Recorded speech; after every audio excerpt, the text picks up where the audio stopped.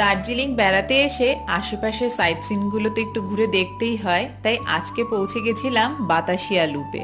প্রথমে বাতাসিয়া লুপ গিয়েছিলাম, তারপর ওখান থেকে আমরা রক গার্ডেনে গিয়েছিলাম, টি গার্ডেনেও গিয়েছিলাম। তো সেগুলো আস্তে আস্তে তোমাদের সাথে শেয়ার করছি। আর এগুলোর অবশ্যই বড় ডিটেলস ভিডিওগুলো কিন্তু আমার চ্যানেলে আসবে, সেগুলোও কিন্তু তোমরা চেক আউট করতে পারো। তো প্রথমে আমরা বাতাসিয়া লুপ এসেছিলাম, সেখান থেকে তারপর আমরা একটা রিলস করব বলে দুজনে এই ট্রেন লাইনটা ধরে হাঁটছিলাম। আর ভীষণ সুন্দর কিন্তু ভিউটা।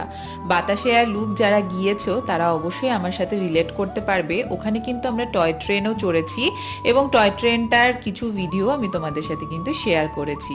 তারপর ওখান থেকে চলে এসেছিলাম রক গার্ডেনে। এই গার্ডেনটা টিকিট ফেয়ার হলো ইচ 20 রুপিস করে। তো তারপর আমরা টিকিট কেটে ভিতরে ঢুকে গেলাম। আর বেশ সুন্দর ছিল জায়গাটা, দেখে জাস্ট মনটা ভরে গেল। তোমাদের কেমন